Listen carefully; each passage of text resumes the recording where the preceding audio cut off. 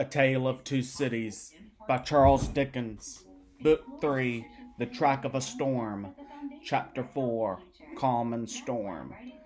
Dr. Manette did not return until the morning of the fourth day of his absence.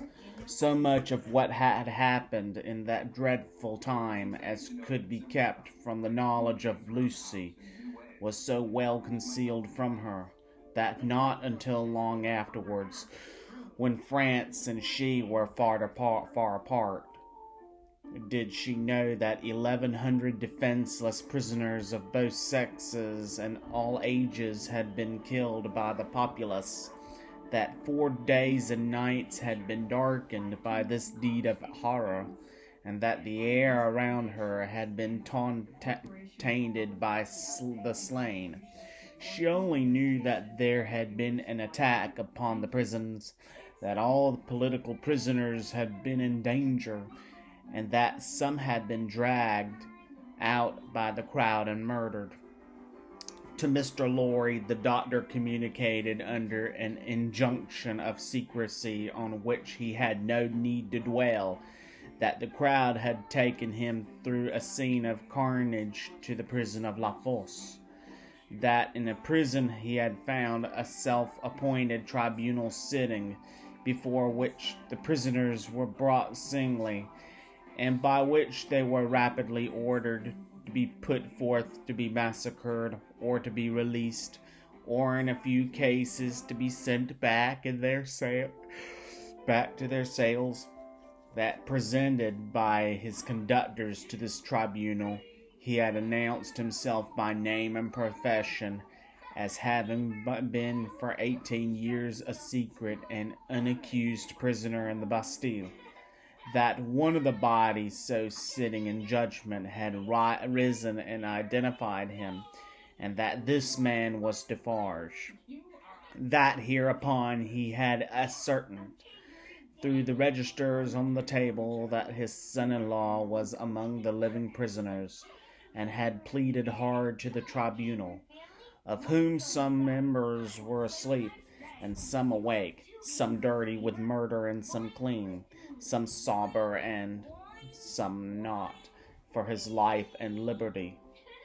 That, in the first frantic greetings lavished on himself as the notable sufferer upon the overthrown system, it had been accorded to him to have Charles Darnay brought before the lawless court and examined, that he seemed on the point of being at once released, when the tide in his favor met with some unexplained check, not intelligible to the doctor, which led to a few words of secret conference, that the man sitting as president had then informed Dr. Manette that the prisoner must remain in custody, but should, for his sake, be held inviolate in safe custody, that immediately on the signal the prisoner was removed to the interior of the prison again, but that he, the doctor, had then so strongly pleaded for permission to remain and assure himself that his son-in-law was, through no malice or mischance, delivered to the concourse, whose murderous yells outside the gate had often dwelled the proceedings, that he had obtained the permission and had remained in that hall of blood until the danger was over. The sights he had seen there, with brief snatches of food and sleep by intervals, shall remain untold. The mad joy over the prisoners who were saved had astounded him scarcely less than the mad ferocity against those who were cut to pieces. One prisoner there was, he said, who had been discharged into the street free, but at whom a mistaken savage had thrust a pike as he passed out. Being besought to go to him and dress the wound, the doctor had passed out at the same gate, and had found him in the arms of the company of Samaritans, who were seated on the bodies of their victims. With an constancy as monstrous as anything in this awful nightmare they had helped the healer and tended the wounded man with the gentlest solitude, had made a litter for him and escorted him carefully from the spot, had then caught up with weapons and plunged anew into a butchery so dreadful that the doctor had covered his eyes with his hands and swooned away in the midst of it. As Mr. Lorry received these confidences, and as he watched the face of his friend, now 62 years of age, a misgiving arose within him that such dread experiences would revive the old danger. But he had now seen his friend in his present aspect. He had never at all known him in his present character. For the time, the doctor felt now that his suffering was strength and power. For the time, he felt that in that sharp fire he had slowly forged the iron could break the prison door of his daughter's husband and deliver him. It all tended to the good end, my friend. It was not mere waste and ruin. As my beloved child was helpful in restoring me to myself, I will be helpful now in restoring the dearest part of herself to her. By the aid of heaven, I will do it. Thus Dr. Manette, and when Jarvis Lorry saw the kindled eyes, the resolute face, the calm, strong look and bearing of the man whose life always seemed to him to have been stopped like a clock for so many years, and then set going again with an energy which had lain dormant during the cessation of its usefulness, he believed greater things than the doctor had at that time to content with would have yielded before his persevering purpose, while he kept himself in his place as a physician, whose business was with all degrees of mankind, bold and free, rich and poor, bad and good. He used his personal influence so wisely that he was soon the inspecting physician of 3 prisons, and among them of La Force. He could now assure Lucy that her husband was no longer confined alone, but was mixed with the general body of prisoners. He saw her husband weekly, and brought sweet messages to her, straight from his lips. Sometimes her husband himself sent a letter to her, though never by the doctor's hand, but she was not permitted to write to him, for among the many wild suspicions of plots in the prisons, the wildest of all pointed at emigrants who were known to have made friends or permanent collections abroad. This new life of the doctor's was an anxious life, no doubt still. The sagacious Mr. Lorry saw that there was a new sustaining pride in it. Nothing unbecoming tinged the pride. It was a natural and worthy one, but he observed it as a curiosity. The doctor knew that up to that time his imprisonment had been associated in the minds of his daughter and his friend with his personal affliction, deprivation, and weakness. Now that this was changed, and he knew himself to be invested through that old trial with forces to which they both looked for Charles's ultimate safety and deliverance, he became so exalted by the change that he took the lead and direction and required them as a weak to trust to him as a strong. The preceding relative positions of himself and Lucy was reversed, yet only as the liveliest gratitude and affection could reverse them, for he could have no pride but the rendering some service to her who had rendered so much to him. All curious to see, thought Mr. Lorry, in an amiably shrewd way, but all natural and right. So take the lead, my dear friend, and keep it. It couldn't be in better hands. But the doctor tried hard and never ceased trying to get Charles Darnay set at liberty, or at least to get him brought to trial. The public current of the time set too strong and fast for him. The new era began. The king was tried, doomed, and beheaded. The Republic of Liberty, Equality, Fraternity, or Death, declared for victory or death against the world in arms. The black flag waved night and day from the great towers of Notre Dame. 300,000 men summoned to rise against the tyrants of the earth rose from all the varying soils of France,